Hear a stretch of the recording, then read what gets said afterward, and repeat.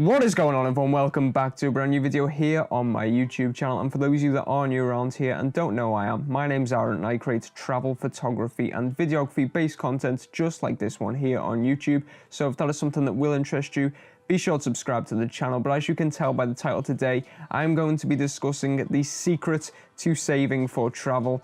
And take that very, very lightly because, spoiler alert, there is no secret, but I do have some top tips that I will share with you for saving for travel based off my previous trips and the current trip that I will be taking in the not too distant future, which will be announced in the next video. Before we jump into it, if you do find any of these tips useful, be sure to let me know by leaving a like and putting of your tips or comments down below in the comments section. But let's just jump straight into tip number one. Okay, so I've got my laptop here with all the tips that I've noted down. Basically, as I've been traveling and as I've been saving for travel, different techniques that not many people actually talk about. And as I mentioned, there is no secret or magical formula to saving for travel. And it's certainly not the easiest thing to do if you do like to spend, but I do have some tips that will make it a bit easier and a bit more manageable for you guys. So let's just jump straight to it. Now, the first tip is probably the most important one. If you're only going to take one thing away from this video, it will be this tip, and it is to fully commit to saving. Now, the worst thing that I see people do when they're trying to save for travel is say, oh, I'm going to start saving now, and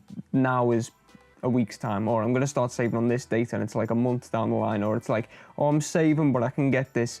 And basically you will not save enough money because you'll just be spending here and there, and it's them small transactions, them £2 here, £3 there when you're just out and about, that will end up ruining your saving because they do add up. If you make loads of them transactions, it just absolutely kills your bank account. So if you are saving for travel, make sure you commit to it, make sure you have something in mind, a goal you want to reach, and obviously some kind of strategy, and just fully commit to it, because then you will be in the mindset of needing to save. Now, my next tip kind of follows on from the previous one, and it is to book your flight, because once you have your flight booked, you have then also made another huge commitment, especially if it's a long distance flight. If you're going to America, Australia, Asia, anything like that, where you're paying a couple of £100 for the flight, you've then made a commitment, and you've then also got a deadline, you've got a date, you've got something to work towards. You need to be saved by that point in time. So it just helps with that commitment process of saving for travel. Once you've got a clear and definitive date that you need to save for,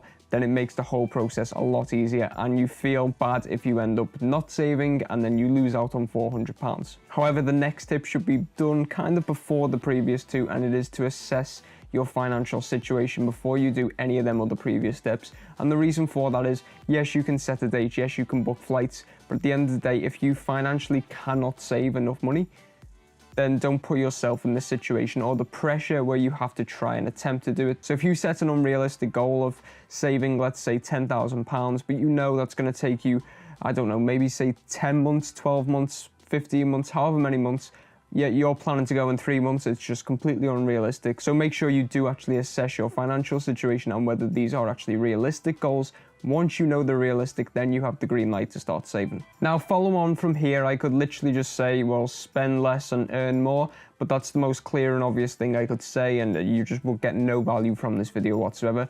So what I'm actually going to do instead is just going to give you some hints and tips on how you can actually do both of those things, because at the end of the day, it is the end goal, it does need to be mentioned, but there's a few certain techniques that will help you get there that you may not have thought about that are actually quite easy to do. Okay, so the first one in this section is to have a dedicated saving fund, and to actually have two of them. So to have an online one and then an in-person one, and there's two differences. The online one, you want to have a separate account in which you're saving in, because then you will not actually be able to access it, you won't be able to spend it. Whereas if you just save as you go along kind of thing using your normal bank account, you will just keep spending and then you won't really know where you're up to with savings. Whereas if you have a separate account that you can't even get to, once you've put that money there, it's saved, it's simple, it's locked away, and you will not be able to get to it till you travel. And then an in-person one, you want like a money box or just a tin or jar, something like that, that you can put spare change in, because whilst you're not going to save thousands of pounds doing this, you will probably save £100, maybe £200. You'll certainly surprise yourself just by putting any spare change you get in throughout the week in this jar for a couple of months.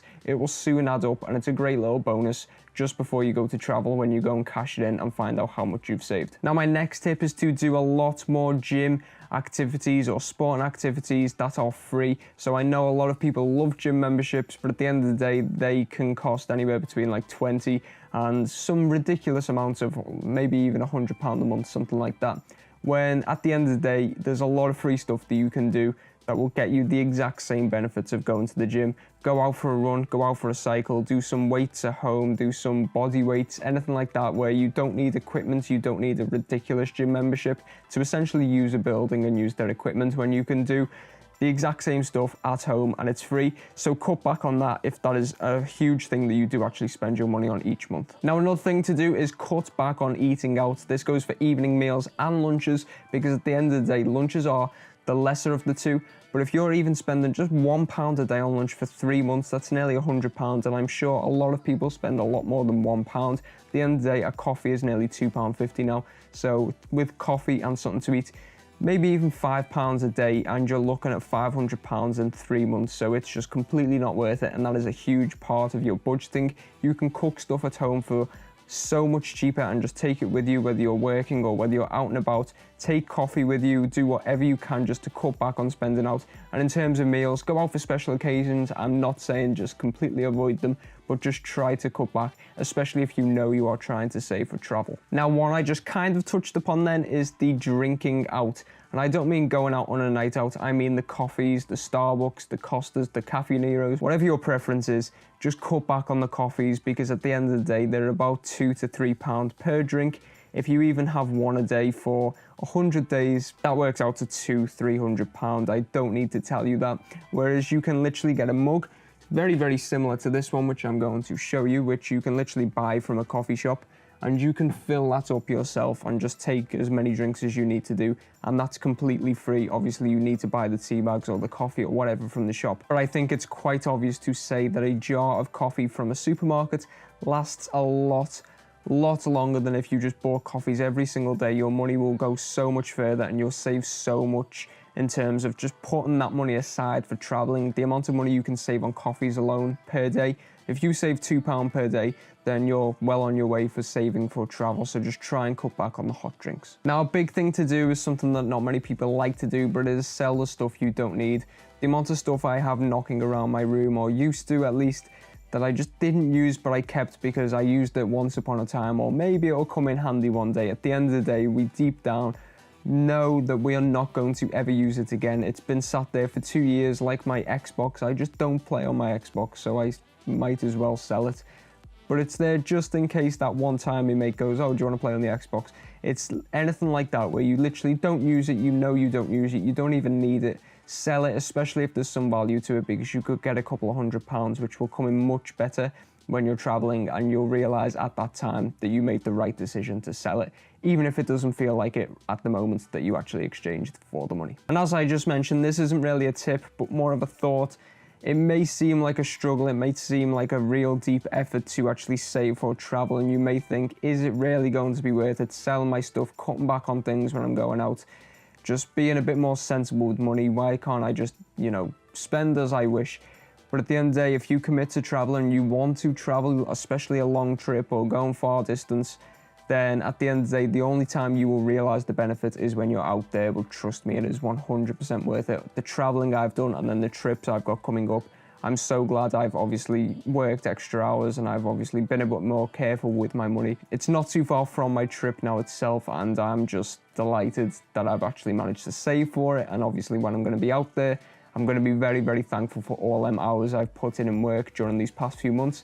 So it may not seem like it's worth it at the time, but trust me guys, it definitely is whilst you're traveling. But that is all for this video. If you did find any of these tips useful, as I said at the start of the video, be sure to let me know by leaving a like. Put any comments or your tips down below in the comment section. Obviously, working is just a big tip, but at the end of the day, if I said the secret to travel and it's just working, then it's clear and obvious clickbait. But if you do want to put that in the comments, then go for it, but that's why I didn't mention it. And if you are new around here, be sure to subscribe to the channel. But thank you for watching, guys. Till next time, goodbye.